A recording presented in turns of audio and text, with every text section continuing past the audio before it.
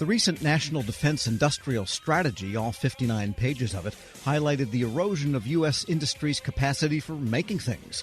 That includes printed circuit boards at the complex end of electronics, the type of parts needed for advanced weapon systems or for artificial intelligence processing.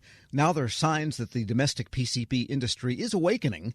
We get a rundown on recent developments from the executive director of the Printed Circuit Board Association of America, David Schild. Mr. Schild, good to have you with us. Great to be here. Thank you. Safe to say that these boards we're talking about, we make the simple ones maybe here, but the complex ones have moved offshore and maybe come back with U.S. circuits on them, but don't originate here, and that's changing. You know, the majority of the global printed circuit board market has moved over the last 3 decades to Asia. About 90% of the world's boards are made there. About 56% of the world's boards are made in mainland China. We invented PCBs in the United States, as we did semiconductors, but we've lost the manufacturing capacity and leadership that we once had. High-end boards that you would find in aerospace and defense applications are still made here in the United States, very often because it's required so by the Department of Defense. And what about other parts of the high-end industry, say, like I mentioned, artificial intelligence processing of intense GPU chips and so forth, which end up in big data farms here?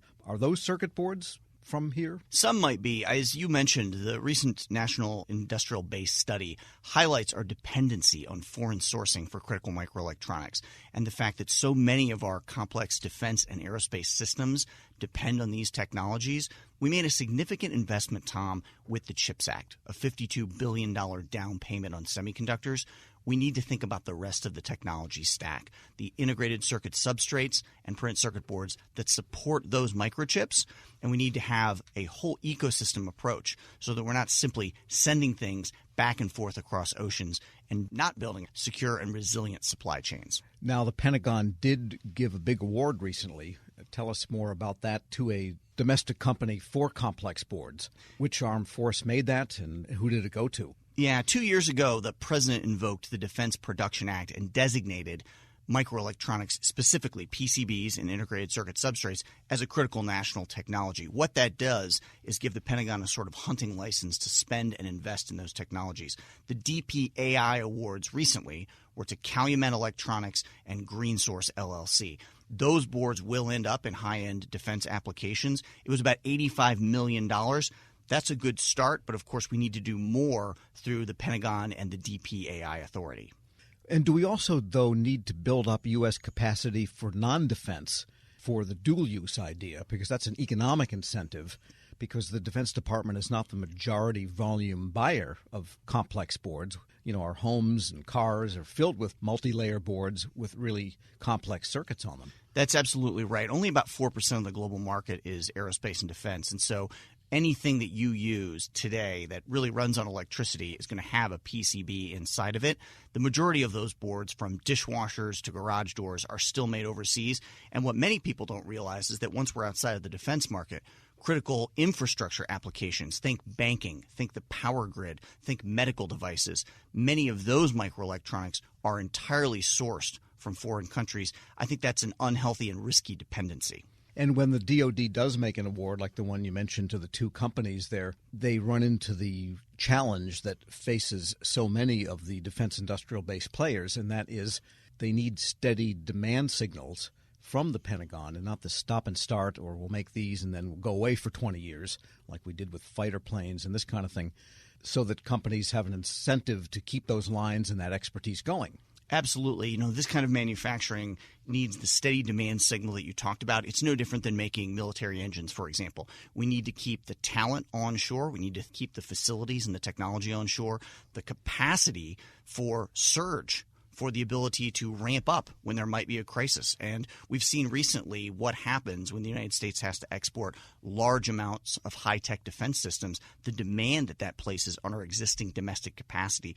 We absolutely have to have more of what we make and depend on made here in America. And we're speaking with David Schild. He's executive director of the Printed Circuit Board Association of America. And there has been some work in Congress recently on dependence on China on a lot of fronts, including one in the microelectronics area, which we already had some sanctions against already.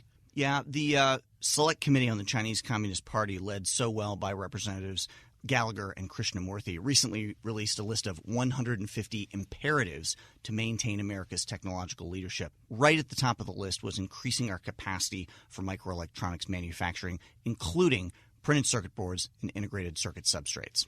Well, why did all these things leave the country in the first place? Well, I think, there's been a love affair with offshoring and with chasing high margins and low costs by foreign manufacturing. I think we went a little bit overboard. What's happened to the global portfolio when it comes to manufacturing, it's become very unbalanced. And that's why you hear so much referencing to friendshoring, bringing things closer to our shores, and of course reshoring, bringing things back to the United States.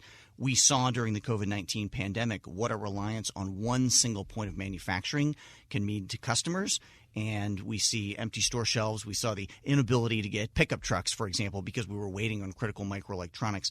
I don't think anybody wants to wait on critical defense systems or on the things that power our everyday lives.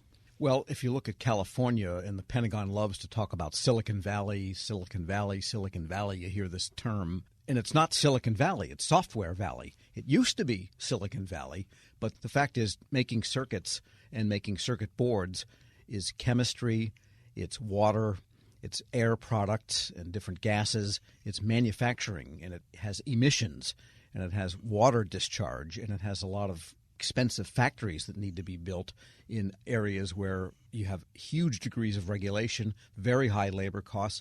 Beyond the Pentagon desire, there are structural issues in the United States. Certainly, you make a great point, Tom, about our need to be competitive, not just at the federal but at the state level. And it reminds me that when manufacturing capacity goes overseas, we also lose intellectual know-how. So often, research and development is co-located with production.